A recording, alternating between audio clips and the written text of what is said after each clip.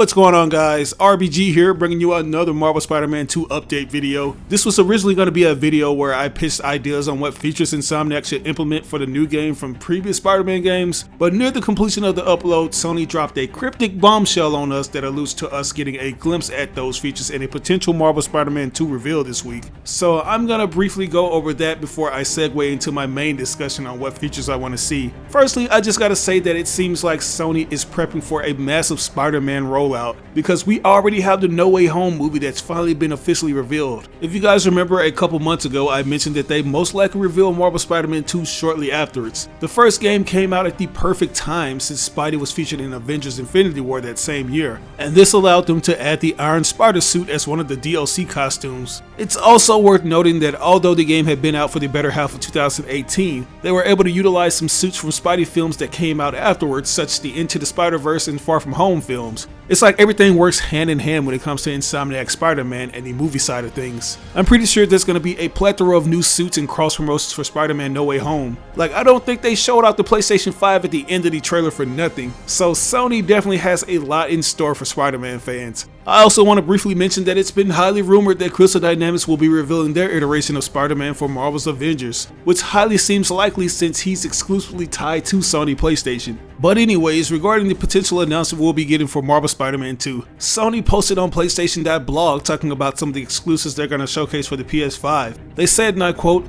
"Tune in next week Tuesday, September 9th at 10 p.m. Pacific Time / 9 p.m. BST / 10 p.m. CEST for a look into the future of PS5. The showcase will weigh in at around 40 minutes and include updates from PlayStation Studios and some of the industry's most imaginative developers for games releasing this holiday and beyond. And stick around after the presentation to get more updates from some of the studio teams featured in the showcase." So as you heard, this is looking like it's going to be a major event for Sony Interactive, and I think it'll make up for the lackluster state of play we had a couple months ago. Many, including myself, were expecting to see a reveal to Marvel Spider-Man 2, but to be fair, Sony made it abundantly clear that they wouldn't be focusing on first-party content, so I couldn't be too mad at them for that.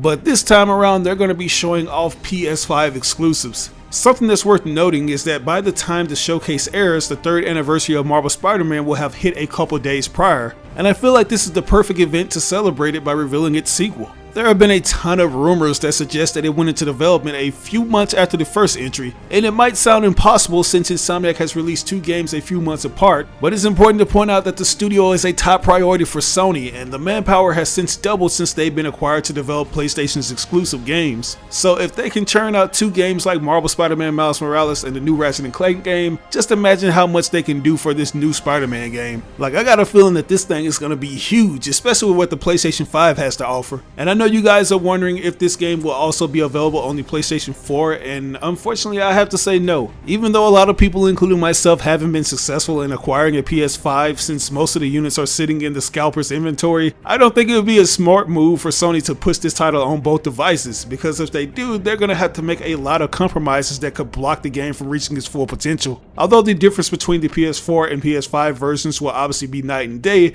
there could be much more that could utilize with the PlayStation 5. Like, just imagine how much more details and effects Insomniac could have added to Marvel Spider-Man Miles Morales had it only been released on next-gen hardware. Like, keep in mind that it was an enhancement to the previous game, which meant it was running on a slightly modified engine. While it looked good, I think it only reached a fraction of what it could have reached if it was released exclusively on the PlayStation 5. And I don't think Insomniac wants Marvel Spider-Man 2 to look anything like Miles Morales or Spider-Man Remastered. Like, this thing has to look insane. I want to see the trailer and wonder if it's nothing more than CGI footage or actual gameplay. But anyways, since we're on the topic of gameplay, this is the perfect time for me to segue into the main topic, which is the features we need for this next installment. If you've been an avid Spidey fan, especially when it comes to video games, you may notice that Insomniac always manages to implement features from the older Spidey games into their new games. Even though those mechanics may have not fully been realized in the games they were originally implemented in, Insomniac has essentially grabbed the baton and showed that those mechanics could work in a AAA title, as opposed to a quick movie tie-in cash grab.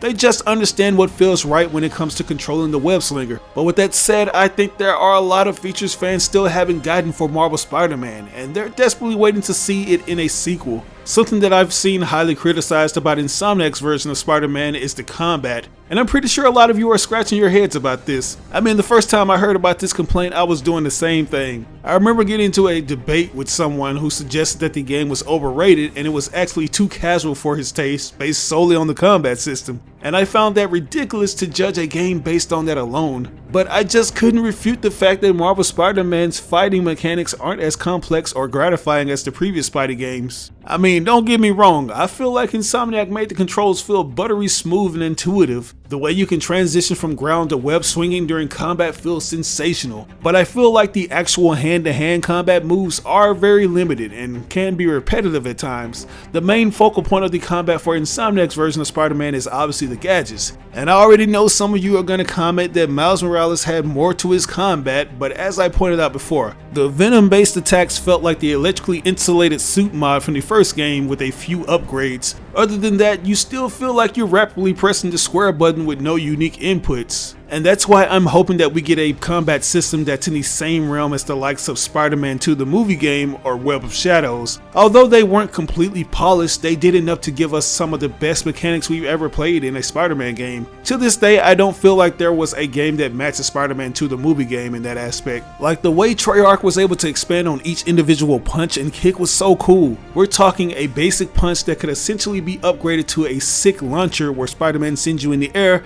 and repeatedly stomps on you while you're still airborne. Like, the possibilities were endless in what you could do in terms of combos. I would love if Insomniac took that same approach that Treyarch did and actually make the player work a little more to perform certain moves. I'm not sure if they'll want to go that far since they obviously have a formula that works for them, but I think longtime Spidey fans would appreciate it if they took it even further. Now, in terms of Web of Shadows, I think many could agree that it's one of those Spidey games that relishes in its absurdity when it comes to the things you can do. Like, although it has that grounded and realistic aesthetics, the devs were never too shy to go crazy with the animations. I feel like Insomniac injected a little of this game's DNA into Marvel Spider-Man in the way the Spidey zips to enemies when they're suspended in midair, especially when you use the anti-gravity gadget. But one thing that I think fans really want to see Insomniac implement the most is the wall crawling combat. That's arguably one of, if not the highlight of Web of Shadows, and people want to see it make a return in a future Spider-Man game. And I know there are going to be a lot of naysayers who say that the style simply wouldn't fit Insomniac's version of Spider-Man, since as I pointed out, it's one of the more unrealistic and wacky styles of combat. But just seeing how well they've been able to fine-tune mechanics that weren't fully polished in the older Spider-Man games, I think they could implement this feature in a way that fits. Like, I'm pretty sure they'll have to tone down the arcadey outlandish moves, but it'll be enough to where it just works perfectly for their version of Spider-Man. If Marvel Spider-Man 2 is said to feature the black suit, then it'll be fitting if they go back to this game in particular and utilize some of its features. But moving on, the last feature I lived from a previous Spider-Man game would have to be the web rush mechanic from the Amazing Spider-Man, which is basically a bullet time system where you have to slow down time and select between different locations that Spider-Man will automatically move towards, whether it be certain ledges or even enemies. Even though it was utilized in 2 Spider-Man games, I don't think fans fully understand how creative it could be used. It's mostly executed by holding down a button until you've selected the location you want to zip to, but if you have a keen eye, you can simply tap it and it'll take you to that specific spot with the most smooth animations. Like when you're web swinging and you feel like you want to add a little more flair to your movements, you could use the web rush. Now with that said, I do feel like it was a little overpowered, and if Insomniac were to implement it into Marvel Spider-Man 2, I would make it to where it has a cooldown time so it won't be spammed to death. I think there should be a risk and reward for it so it feels more satisfying and doesn't become stale. But with that said, I think I'm going to conclude this video. I didn't necessarily want to make a top 10 list of things we need to see since there are a slew of those videos already on YouTube.